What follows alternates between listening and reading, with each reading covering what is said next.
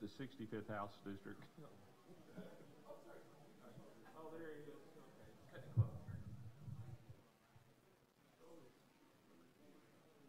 Or if you want to use I've actually got it in my notes.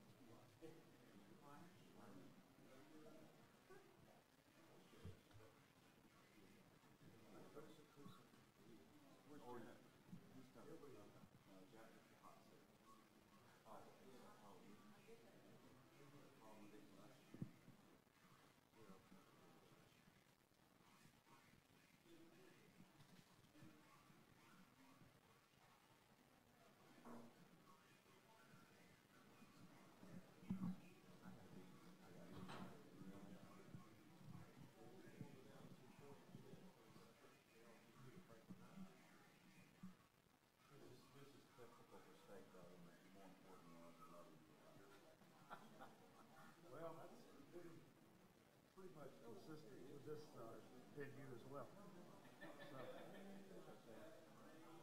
I'm finding too, if you're on time, come me. Yeah.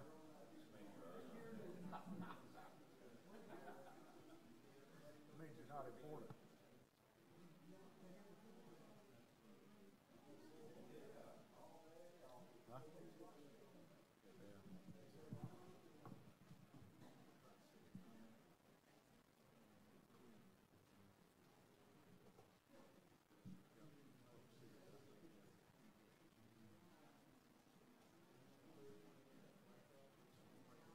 Huh?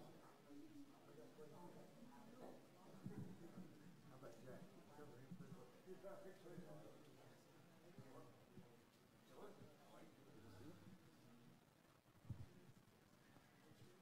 One minute.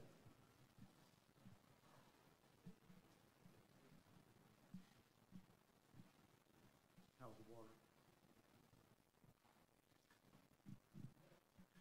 I didn't see much when I left this morning.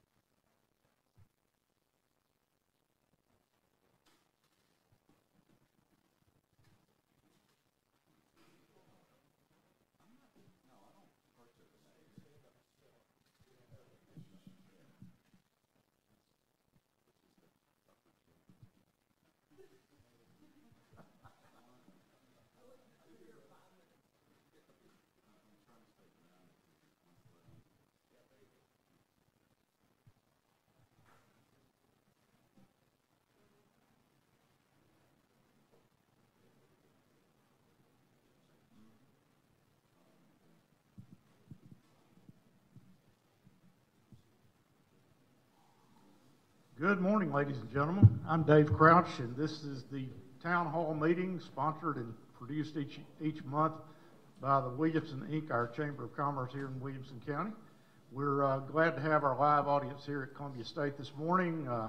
Got a lot of folks watching on Channel 3 WCTV, and also many listening in with WAKM AM 950. We're all glad to have you all with us one way or the other.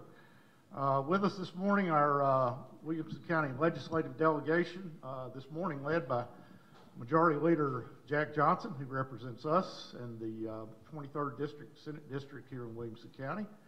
Representative Sam Whitson with the 65th District, and Representative Brandon Ogles from the 61st District. Our Speaker of the House, Glenn Casta, sends his regrets this morning. He's traveling and was not able to join us, and so we will look forward to having him back with us next month, but he will not be able to be with us today. Mr. Majority Leader, part of your role as Majority Leader is helping the governor craft and pass the legislation that he has on his priority list for this year. Can you give us any inside information on that? I'm sure nobody here will tell anybody. Just between us. What to expect, I think his speaker or his State of the State address is a week from Monday, so we're getting close to actually seeing his budget and that sort of thing. But what do you know about it so far? Sure. Well, ordinarily by now, you know, if it wasn't a brand new governor, we'd probably have a better idea or more specifics, I should say, about his legislative agenda. But when you have a brand new governor who's coming in, he's putting his staff together and appointing commissioners and stuff, it takes a little bit more time to kind of get all that down. You spend 2 years campaigning for governor, you get elected, and you have 2 months to literally put together an administration. So it's a very, very fast kind of turnaround. So what Governor Lee and his staff are doing is they're kind of rolling out a little bit each week, maybe a couple of times a week. They're announcing more and more specifics about things that he campaigned on, which really shouldn't be a big surprise to anyone, some of the things that he talked about during the campaign, and so we're starting to see some more specifics on that. Thus far, probably what we've learned the most about is his emphasis and his desire to expand opportunities for vocational technical education. We talked about that some, but just a quick rehash, if you will. Y'all are making a lot of noise. You know that? I mean, first Dave and then me. Is it? You know, You want me to get you some coffee though while I'm up? Yeah, would you please? he's not a rookie anymore, so we can't blame it on that. That's right. So, and a quick overview of that, you know, it's an acknowledgement. It's something we've talked about in the General Assembly over the last 4 or 5 years, is that, you know, not every kid that graduates from high school needs to go to a 4-year university or go on to get a master's or a PhD. Many do, and that's wonderful. But there are a lot of important jobs, good jobs in our economy that people can have, good paying jobs, with a 2-year community college degree from Columbia State. Lots of wonderful programs here that can prepare someone for a wonderful career, making good money, have a fulfilled life. There are vocational technical certificates that you can obtain to learn to be a welder, a pipe fitter, a mechanic, you know, and these are important jobs, and they're always going to be around. So Governor Lee wants to focus a little more time and energy on those types of programs, both at the high school level and then obviously after high school. And so one of the things we have right now is a dual enrollment program where you can dual enroll in high school for high school credit as well as college credit or vocational technical credit after high school. You can do 2 courses right now, and those can be paid for with scholarship dollars. He wants to double that to 4, so you can get even more of those types of college credit hours while you're in high school. And then he wants to expand and make more money available for schools, school systems rather, across the state that don't offer any type of vocational technical education. So a couple of key components there. And those additional dual enrollment hours will be available for kids that want to study jobs that are in higher demand, where we really have a need for that type of educated workforce. And then on the STEM side, you know, science, technology, engineering, and math, wants to create, he's setting aside some money for schools to offer more STEM-specific type programs that are out there. Because a couple of things we know that 55% of all jobs in America are going to require some type of post-secondary educational attainment. Again, that doesn't necessarily mean a 4-year degree. It does for some. And the other thing we know is that that there's a real need for computer programmers and coders and engineers and those types of jobs. So it's a real focus on identifying some of those areas. I'm very excited about it. It dovetails very nicely into his emphasis on rural economic development. We still have 15 counties in Tennessee that we consider to be economically distressed, while our statewide unemployment is at the lowest it's ever been under Republican control. It's 3%, but we have 15 counties that have double-digit unemployment, and so we've got to figure out a way to get those economies to prosper like the rest of the state. So that's that. And the other thing, I'm going to let Brandon talk about the school safety announcement that was just made yesterday. It's something that Brandon's been working very hard on, but a huge announcement yesterday in that regard. And then I won't go into as much detail about criminal justice reform, but just to say this, it's something that Governor Lee is very passionate about. 95% of the people in our prisons today will get out at some point.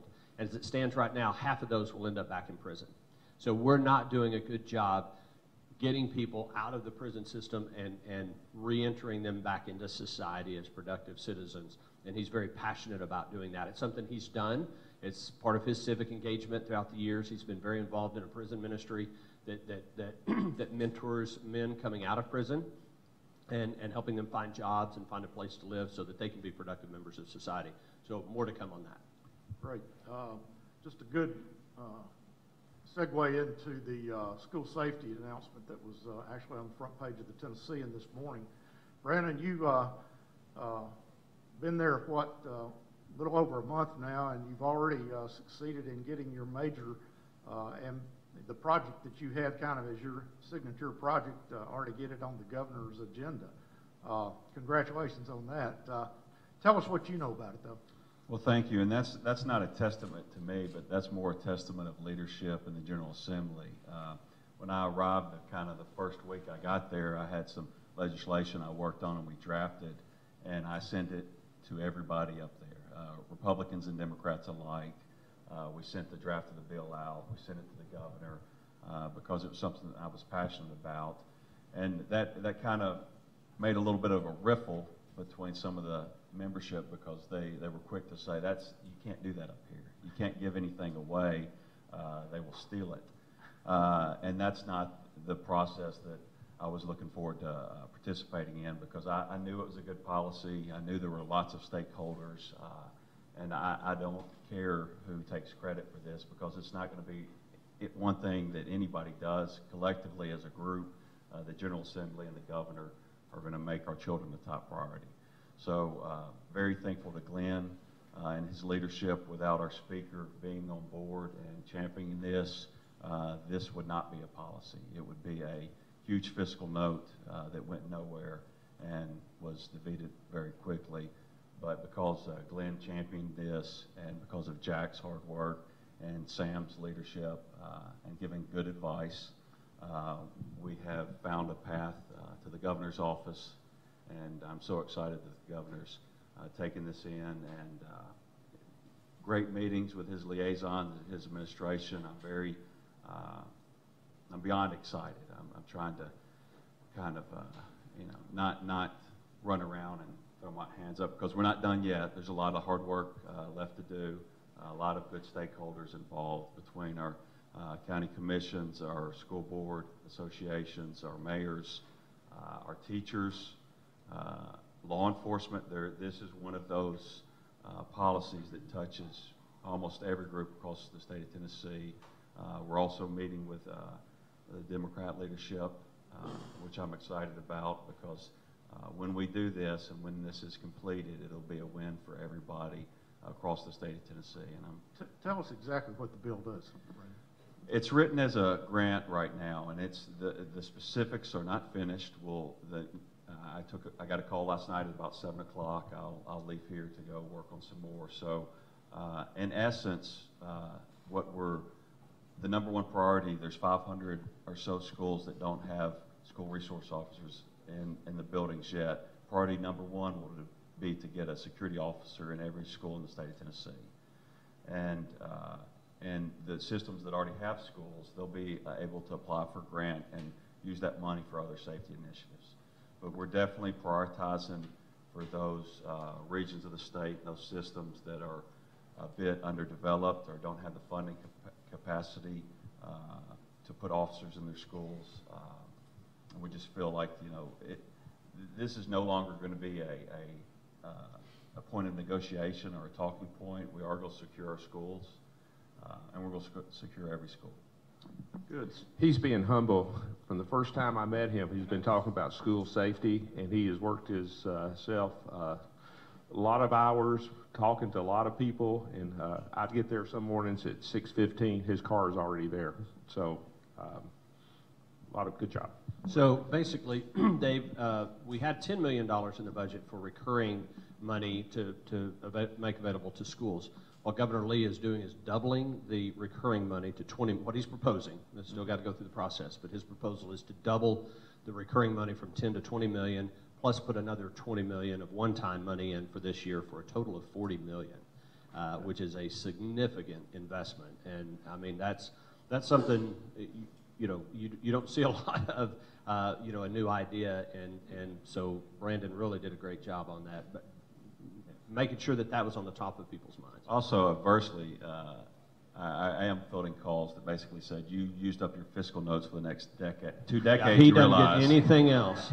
Nothing else for Brandon. So, But Jack, you mentioned the other day when we were talking that the revenues for this year are coming in ahead of budget, ahead of plan. So I take it this is not going to create a deficit for the state or anything like that. no, it's not, and that's, we're very, very conservative. The way our budget process works is we, for the fiscal 20 budget, which we'll be passing this year for 1920, fiscal year 1920, we will use projections on revenue that are created by our funding board that's made up of economists, our state treasurer, and constitutional officers. So they look at economic activity projections, what's going on in the country, and they come up with a projection of revenue for the following year. And they're very conservative, with that number. You can get your state in a lot of trouble when those projections, you start monkeying around and say, oh, we project 5% growth next year, and then it comes in at 2%, and then you end up in a deficit situation. So we are ahead of our projections for the current fiscal year, which is good news. Not tremendously, but you'd rather be ahead than behind. And so, no, I don't think there will be ample funding in the budget for this. And it's a huge price tag. But as Brandon said, I mean, and he's done such a great job of articulating this, that what's more important, than Right. protecting our kids.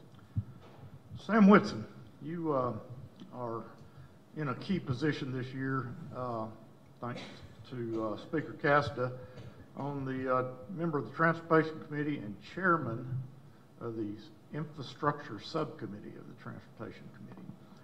And a lot of us are interested in that. And what are you hearing in the committee? Is there anything come through the committee yet that gives us a glimmer of hope that traffic might be abating in our lifetime?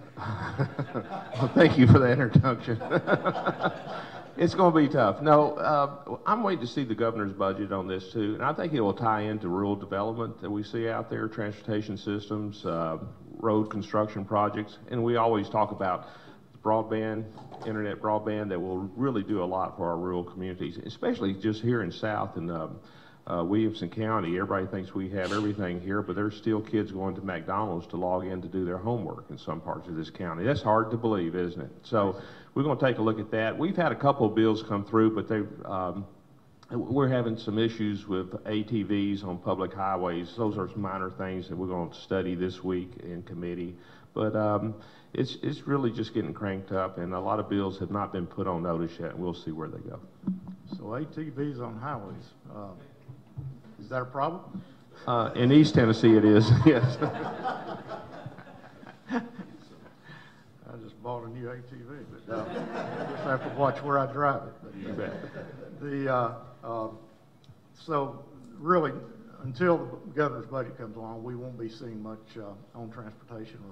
Right now, what we're doing, we're focusing on getting those projects from the Improve Act and the standard funding that we have for road construction going. For instance, just in our county, the two major bridges coming into Franklin, the one on 96 and the one on 31 just north of downtown, both of those are on the one-year plan to be studied, to be replaced. Those bridges are approaching 90 years of age. And of course, we got the Mac Hatcher jump started on the one-year plan construction.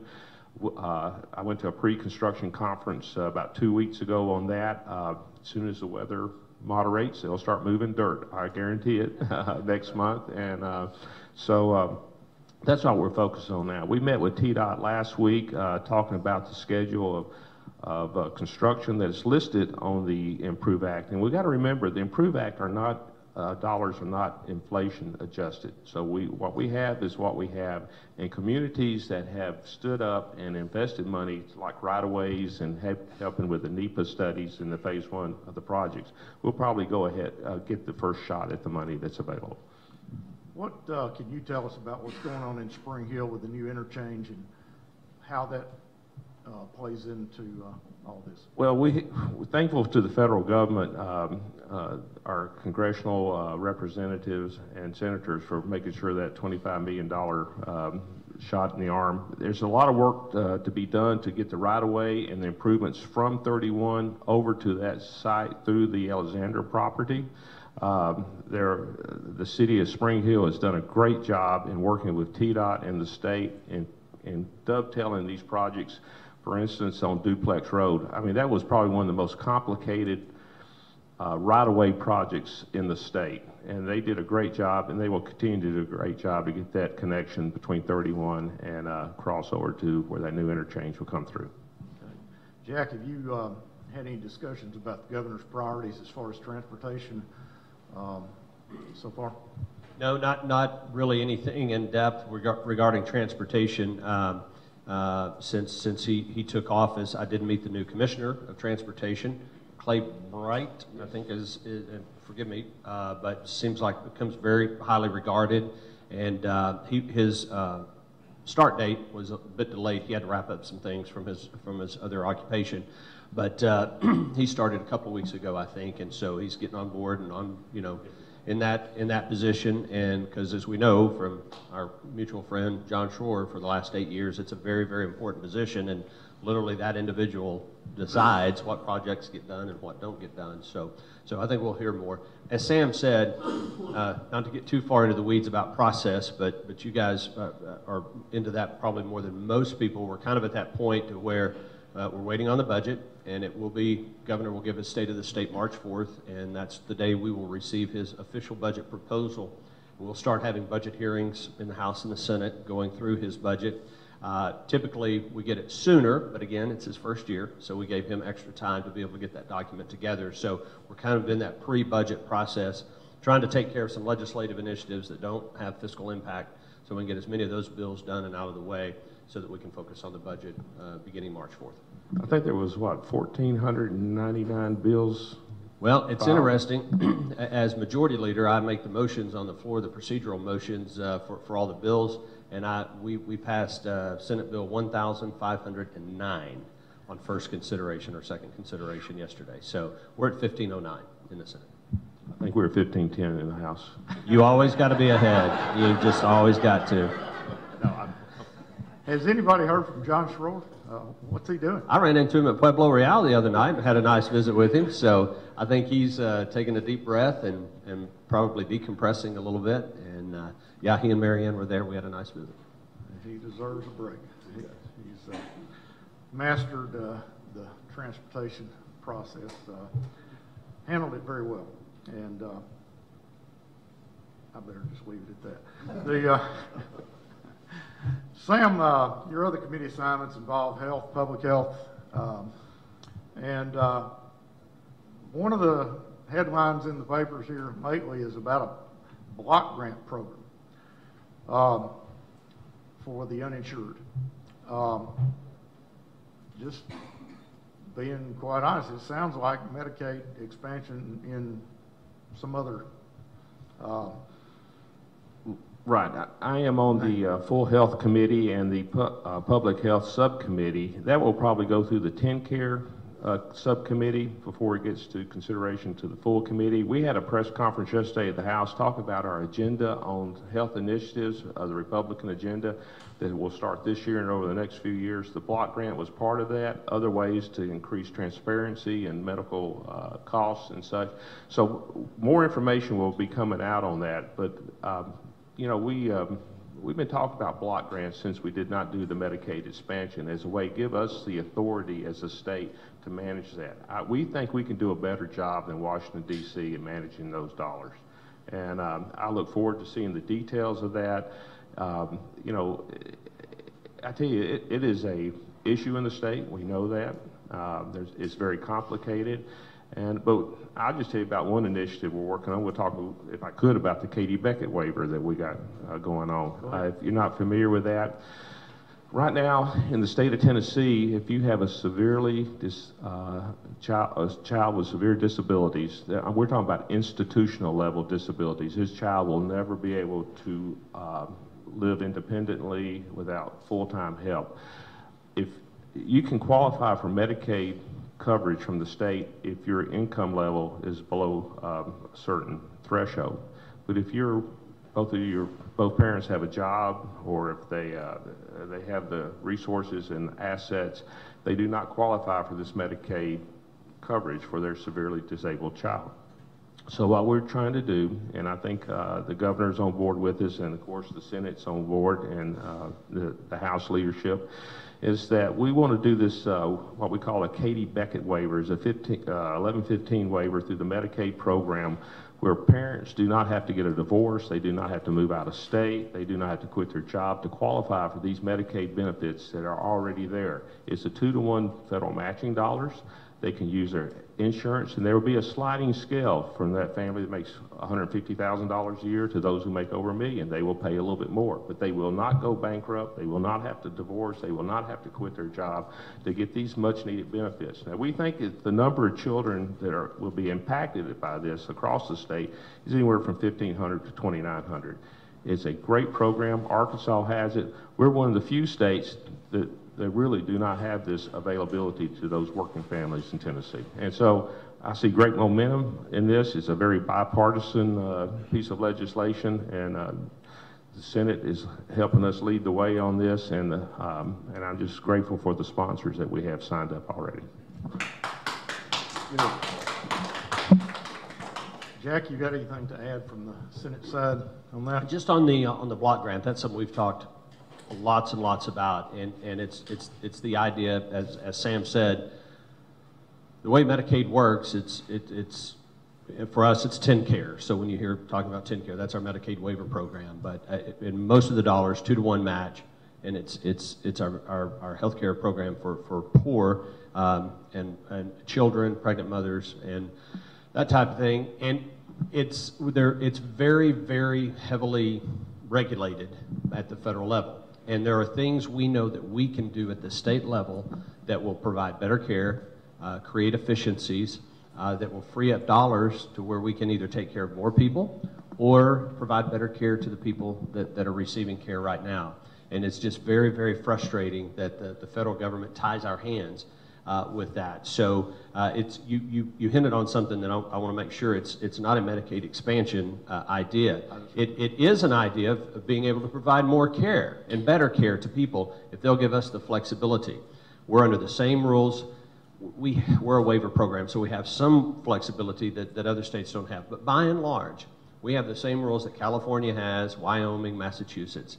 And we know better how to take care of our people that are on Medicaid. And so, and the Trump administration is far more amenable to giving states more flexibility. The Obama administration was just, no, you're going to do it our way or the highway, and we're going to micromanage everything, you know, that you do.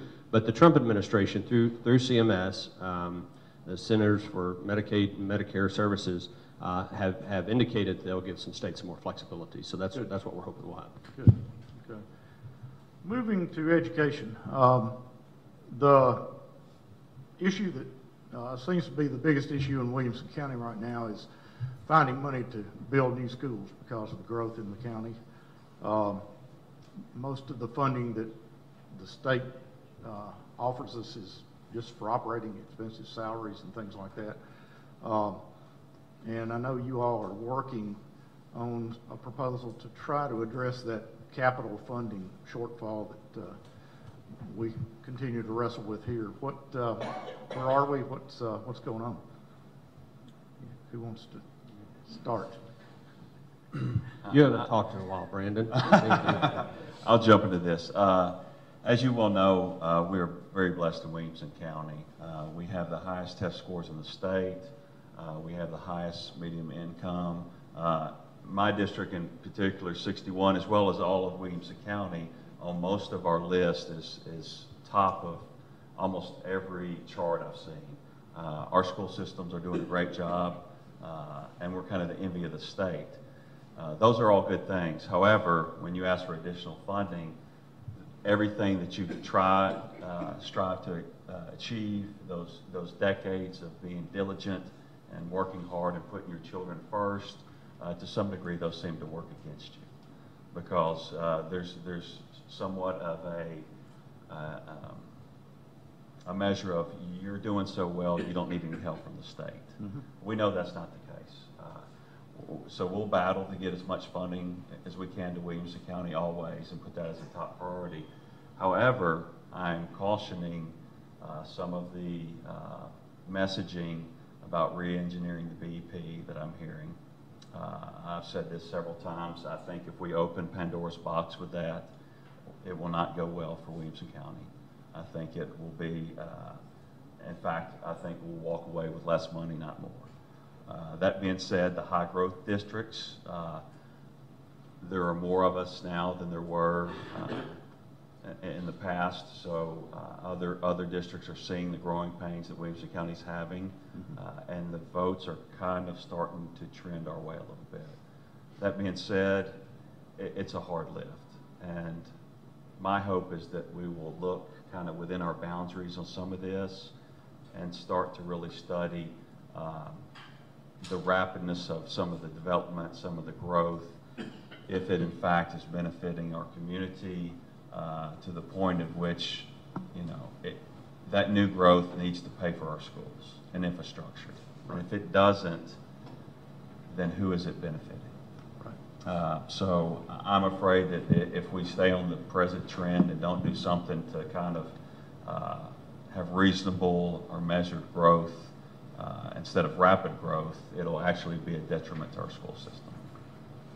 Speaking of the BEP formula, it's been a mystery to me for most of my life, and a lot of people can't seem to get their arms around exactly. There's actually an app you can download on your iPhone that's very handy, and which I have. There's about 17 calculations, but it is complex. You'll use up all your storage space on your phone too. There are a couple of us that were curious enough to set up an appointment with Leslie Holman, who is the Chief Financial Officer over at the Williamson County School System, and ask her to explain it to us. And she did. She did a great job. And it actually makes more sense once you dig into it than it appears to on the surface. And I'm saying this for the benefit of anybody that's interested in that, but the more sales tax dollars you collect in your county, the less school dollars you're going to get. Cool Springs, as much as we love it and appreciate the tax money that comes in from it, the rural counties don't have that kind of sales tax money coming in. And so the BEP formula takes that into consideration. There are other things that it takes into consideration, but and you're right, Dave. For instance, the only school system or county that gets less than us on the return is Sevier County, because they have Dollywood, their sales tax money that comes in. Right. So as much as we fuss about it sometimes, there actually is a logic to it if you dig deep enough and understand how the money is divvied up. But it's still difficult to raise taxes to pay for new schools. And well, in all things that we're working on, we have to get the votes to pass something. If we're going to amend or change or pass a bill, we have to get enough votes. And it doesn't matter how good the policy is. If we don't get our colleagues to sign on to it, it will go nowhere. So that's where we have a struggle. We recognize as a delegation that Williamson County is being shortchanged, but it's how do we get that new policy to pass and get those rule votes to get that changed. Right. Got a new school or education commissioner, a lady from Texas that Governor Lee has selected as his education commissioner. Nobody seems to know much about her yet. I'm sure you've gotten to know her a little bit. Tell us, Jack, if you will, about her as much as you can. What are her Penny, what's her?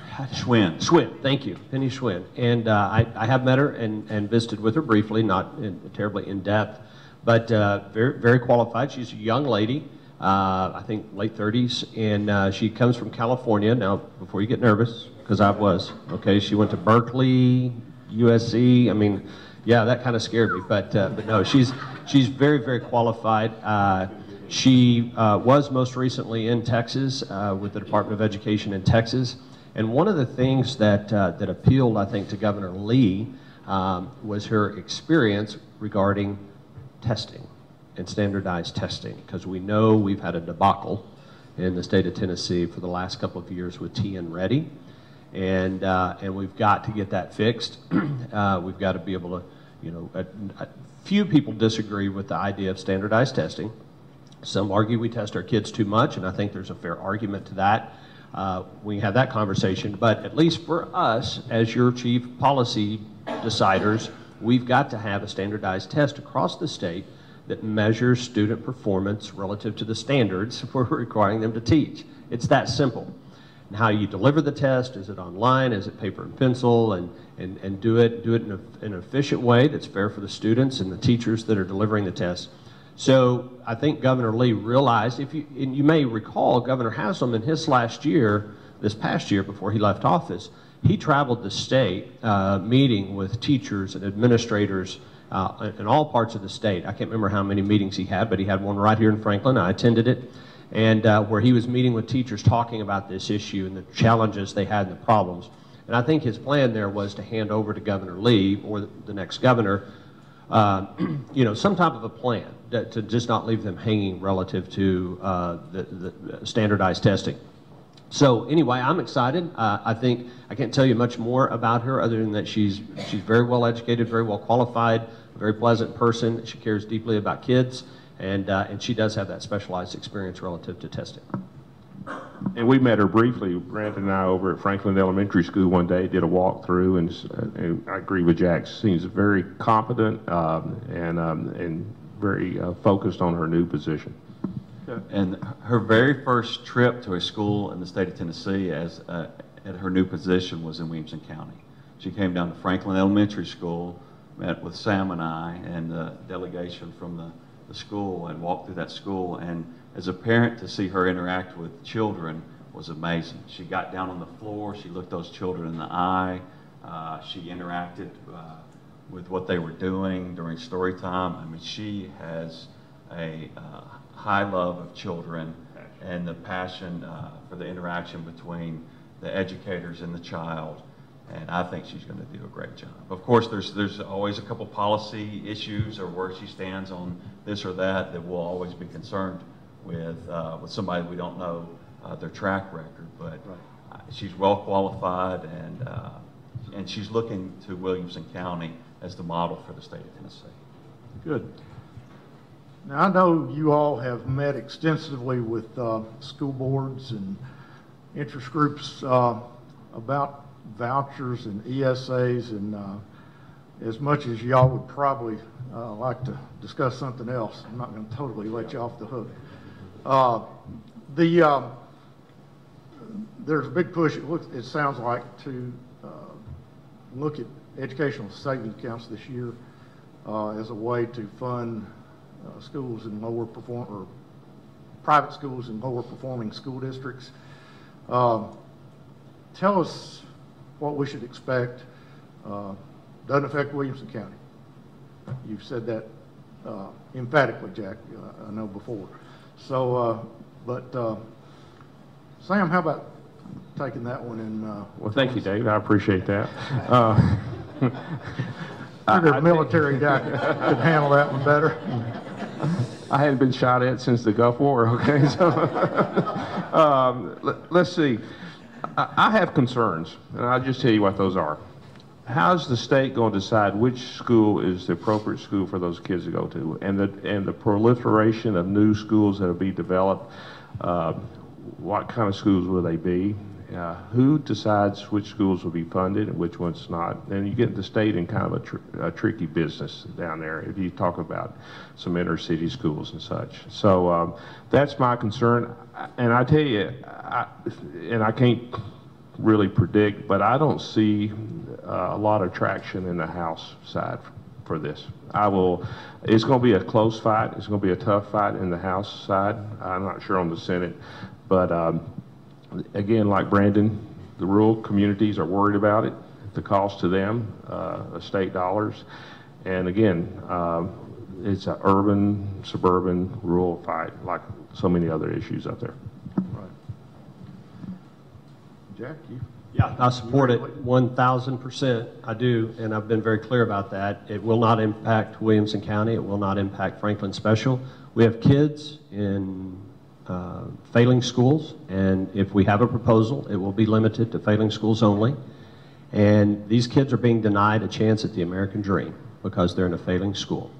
And if their parents are unable to move and get them into a better school system, then they should have the option to take some of the dollars that we appropriate as a state to their child and put them in a different school. It's that simple. And I've been consistent. I think Sam's observation is right. We've passed this in the House in various forms multiple times. It runs into trouble in the House, and I think he's right that it will pass it in the Senate if the governor wants us to move forward with it. And I'll be the sponsor of it because I'm the majority leader, and I will support it 100%. Brad, jump in there. Well, this is by far going to be the hardest thing I think we deal with this session, because this has advocates on both sides that are equally as passionate, and both of which have children's education at heart. So that being said, I'm a product of public schools. I want to be a champion of public schools always. They're my first and foremost priority.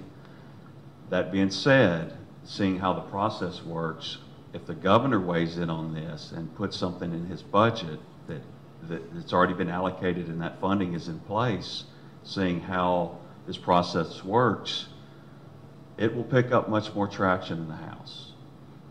Simply because the money's been allocated. If it's a pilot program and it's funded, there's a funding mechanism. It's limited to those failing districts.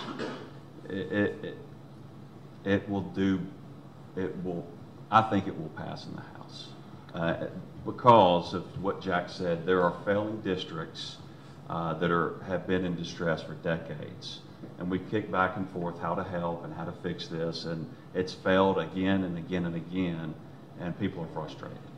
So, and where we're, and this is, to me, this is very sensitive territory coming from Williamson County.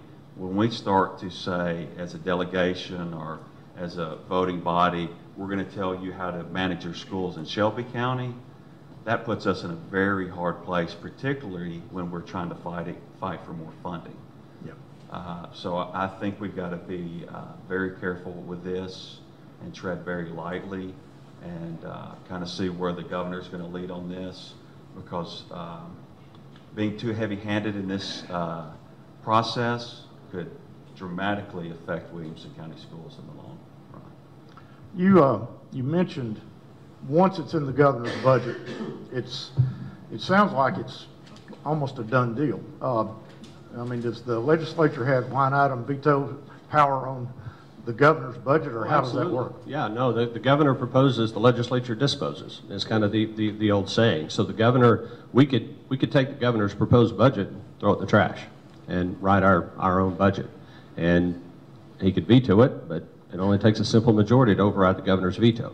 So, you know, that's not going to happen, okay? And you should know as well that, back to the budget, I think it's 70% of those dollars are already spent. I mean, whether it's TennCare, education, BEP funding, state employee salaries, I mean, there's really very little, when you get down to it, discretionary dollars in there. That's why managing that growth and growth projections is so important.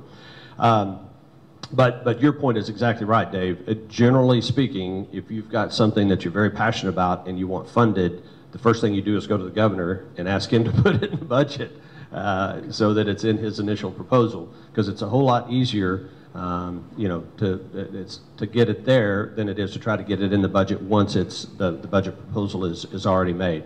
So I think Brandon's right. I will say this about Governor Lee, in my sense, and with his staff, and I'm working very closely with those people as majority leader on his legislative agenda relative to an educational savings account type program. I think that they're going to be very thoughtful. They're going to be very deliberative. They're going to be speaking with school boards. They're going to be speaking with TOS, which is the Tennessee Organization of School Superintendents.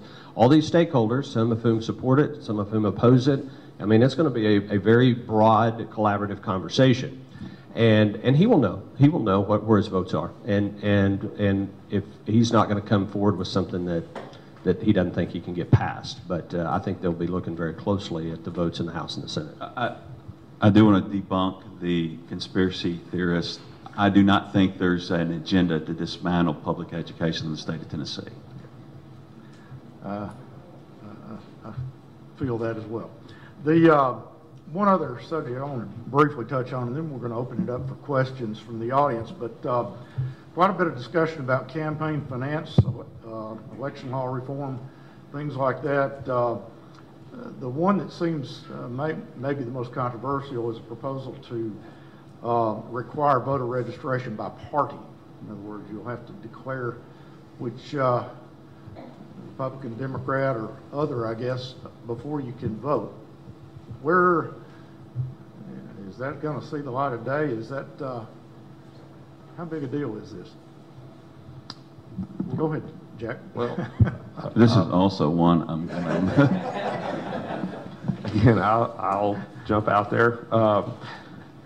As a Republican, every elected official in this county is a Republican. Okay. We have a supermajority in the House and the Senate. We have a Republican governor. We have Republican senators. We have a majority of the House of Representatives at Congress are Republicans. Why mess with success? I don't think, what happened is this issue's been around for some time. Our state executive committee, the Republican State Executive Committee, which is the governing authority for the Republican Party, they did pass a resolution in support of, they used the term closing primaries. You actually used the right term, Dave, which I think is party registration. So as it is right now, when you go to vote in a primary and you ask for that Republican primary ballot, you are, in doing so, declaring that you are a member of the Republican Party and that you support the Republican Party platform. Well, what we had happen in Williamson County, we had a Democrat candidate for Williamson County Commission that filed to be on the ballot as a Democrat, did not vote in her own primary, voted in the Republican primary because she wanted to affect the outcome of who her opponent might be. We had the exact same thing happen with a Democrat running for State House. Filed on the ballot as a Democrat, did not even vote in their own primary for themselves, crossed over and voted in the Republican primary. So that's why I think that our state executive committee is concerned about it. Those instances are probably anecdotal. I don't think it really ever affects the outcome on it.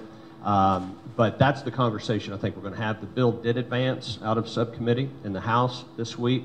I am not optimistic about the prospects for the bill in the Senate. I don't think the votes are there for that in the committee.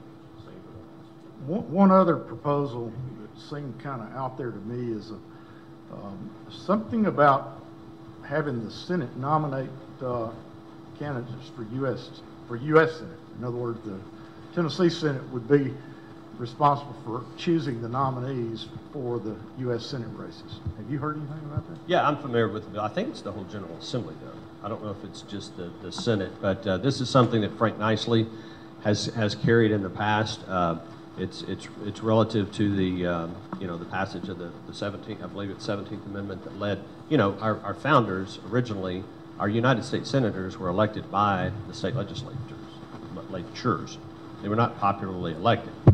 And the reason that the founders did that is because they wanted the House of Representatives to be the people's house, and they wanted the Senate to be the body that respected states' rights, that was, listening to state legislatures across the board. The 17th Amendment change, and forgive me if I have the number wrong, I believe it's 17th Amendment, led to the popular election of United States senators. The bill is not going to advance. It's not going to pass.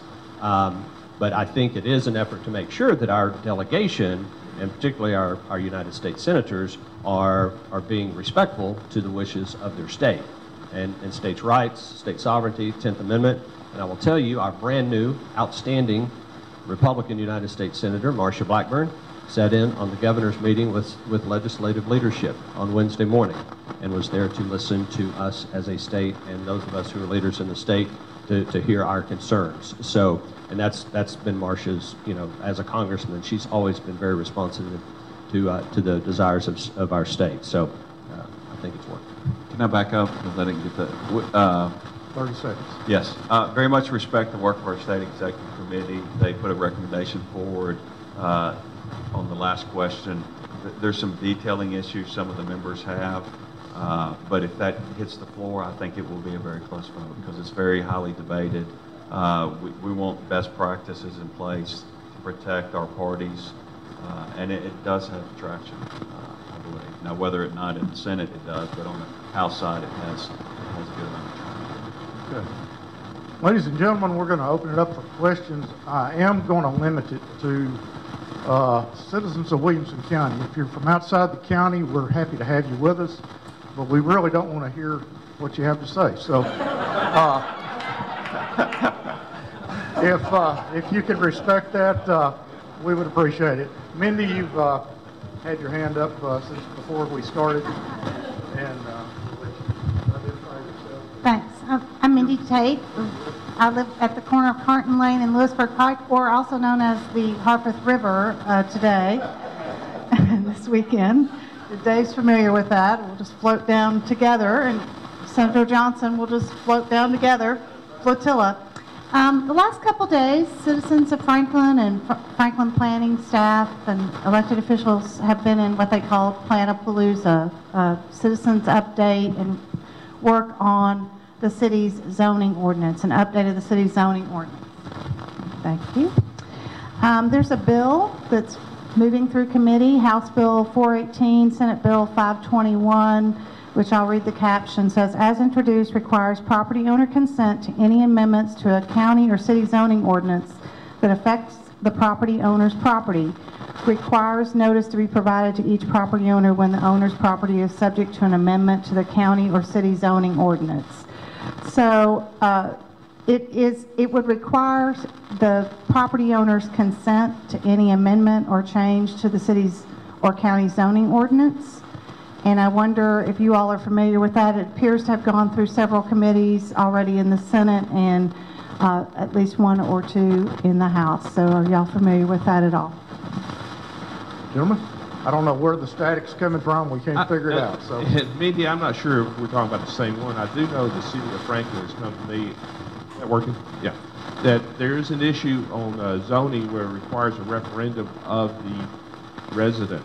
And there's a individual who owns land on both sides of the line, but there's no one that lives on the property that to be annexed. So right now, there has to be a referendum, but nobody can vote in that referendum. So I think what they're, different one? Okay. Representative Marsh, and House Bill is by Representative Marsh, and it would amend Title 13, Chapter 7, and it appears to be aimed at limiting changes to the zoning ordinance. I'm not familiar with that one. Would you send me a text with that number with 1,499 bills on it? Alderman Bev Berger, seeing you reminds me of, I need to make, you know how the press has to apologize for things occasionally. And I called Randy Blanton a rookie last month, and she took exception to that since she's been an alderman now for 8 years. I should remember that since I helped her get elected, but but time flies when you're having fun. Bev Berger, you're... Yeah. Yeah, I am, and I'm also a citizen, and I also live right out in this street in front of us. I could say a ton of things. There's so many issues, especially that affect our city. I think on that end, I would say that the federal government, we'd like the federal government to stay out of our state business. We also like the states to stay out of the city businesses because they do creep in and put mandates on us like these ridiculous zoning laws and annexation sometimes. But in the Medicaid, that's near and dear to my heart that we don't expand Medicaid and get ourselves into a financial situation. But one of my questions here would be with the education. In the face of education is changing, vouchers actually take pressures off of our growth systems because I don't understand why we don't look at vouchers for our local schools because you know, we have to build a new school every year, sometimes two. And if we give other people choices, maybe we won't have the unbelievable pressure on our schools every year that we have. I think we need to look at that because if I remember right, it brings actually more money it can bring more money into our city. Hey, Bev, I'm sorry, I got to chime in here because there is no voucher program or ESA program under consideration at all that will affect Williamson County. Yes. Your question implies that we're considering No. something that would be... Let me make that clear. Yeah, no, it is not. Any proposal that would be considered will be for failing schools only, and it'll be limited. It'll be limited to a certain number of students, probably 5,000 or something is what we've passed in the past. So I want to be very clear. Thank you for doing that, making that clear, because that's not what I meant to say. I'm just saying that down the road, maybe we ought to study this situation, because I think there is room for helping our growing school systems in that way. Maybe not. Maybe I'm wrong on that, but I don't know. But the question is, Brandon brought this up. He said growth needs to pay for itself. I agree with that. But how do we do that? Because one of the things you said about reasonable growth versus rapid growth, and the chamber right now is the county has required the chamber to bring in 25 new companies. If I'm not mistaken, we have a county commissioner here too, that they required us to bring in 25 new companies a year.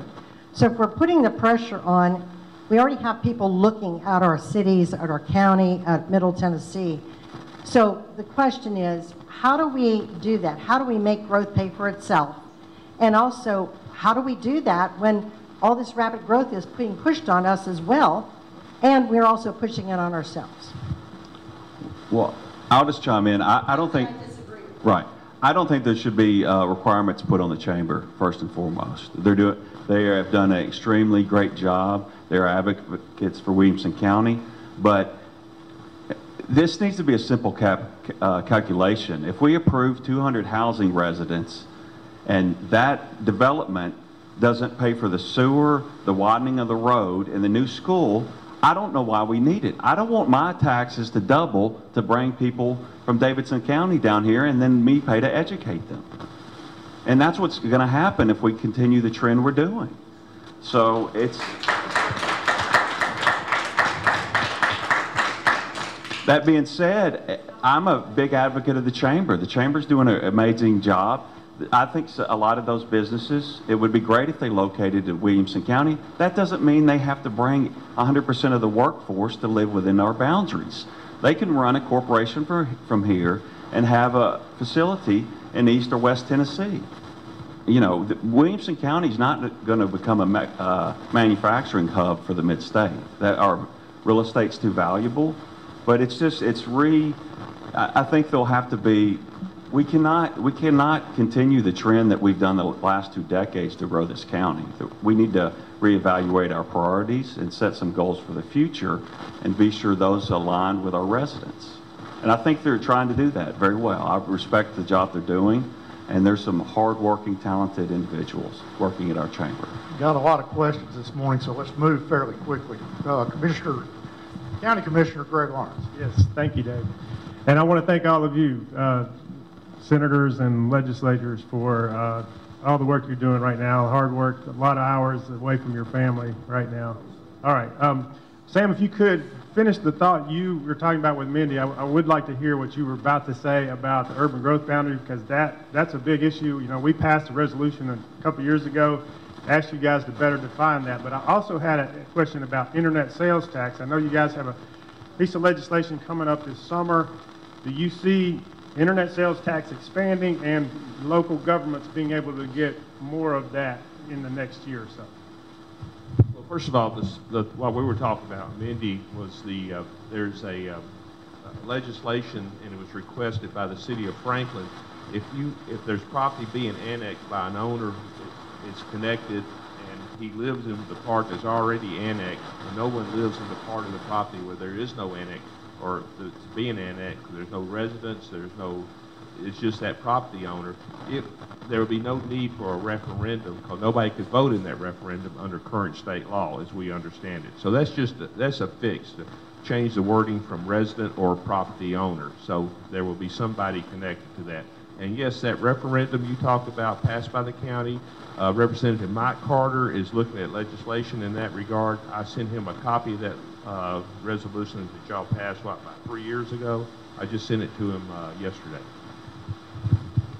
And on the internet sales tax, yeah, to be determined with a recent Supreme Court decision that you're familiar with, I'm sure, relative to that. And so Department of Revenue, the administration, finance committees are taking a hard look at that. I want to try to give you some comfort. If we go that path, yes, we will do everything we can to make sure that localities, municipalities, and counties are maintaining their share, of that. It's not going to be a windfall for the state. Those internet sales tax numbers probably won't be until mid to late year, and it looks like right now the kind of cold wind that's blowing is that we're not going to allocate revenue spending towards revenue that we don't know that's coming in yet. So this first cycle, we'll wait to let that start to be implemented, come in before we start. So don't get too excited just yet that you're going to get a large check from that. Hi, my name is Ashley Massey. As a rural Tennessee woman and survivor, I'm disappointed Glenn Cassida couldn't show his face here today. I am from Lawrence County, Tennessee, and my voice matters. We do not have things like this. Glenn Cassida publicly shamed and smeared rape survivors, and he continues to do this, and he continues to empower Representative David Byrd, who has been credibly accused of sexually abusing teenage girls when he was their basketball coach. What do you have to say about this behavior, and what do you think of the effect it is having on survivors and women across the state? We don't appreciate you coming in to disrupt our meeting. You can take that downtown, and we'll be happy to. I can jump in on this. I'm not from the city. I'm from Morris County, Tennessee. Ma'am, I'll answer your question if you'll allow me to. There's a bill right now being that's going through committee that actually removes the statute of limitations on sexual assault towards minors. So please don't imply that Republican leadership in this state doesn't take that very seriously, because we do. Words matter, and the words I'm seeing coming from Cassida does not show his support. Ma'am, I will say that I saw something. I think part of that was taken out of context. I watched it 6 times. I think everyone should have seen it, unless you're living in a privileged bubble where you haven't been sexually assaulted or abused by men in power. It matters. Well, ma'am, These women are going through this and ostracized in their community. Can I say something? I got 40 ROTC students waiting for me at the state capitol. I gotta go. Okay, go ahead. So, ladies and gentlemen, exciting day. We appreciate all you being here. Let me say that this wouldn't happen without AT&T and Vanderbilt funding the operations behind the scenes, and we appreciate Dennis Wagner and Lynn Maddox and all the participation they take in this. Couldn't happen, obviously, without Freed Henderson and the WCTV crew. Tom Lawrence, WAKM, appreciate your helping us spread the word, and obviously appreciate the venue here at Columbia State. Thank you so much to Dr. Lampley and Dr. Smith. And 2 or 3 others I need to mention here, Kel and the staff from the chamber, Nancy Griffin, Matt, worked really hard to try to make this all come together. And now we have coffee from the Louisiana Coffee Company, and the local brand is Community Coffee. Thank you. And we appreciate having that here every month. And I hope you'll all be back. We'll have another one here the final Friday of March, and look forward to having you back with us. Thank you very much.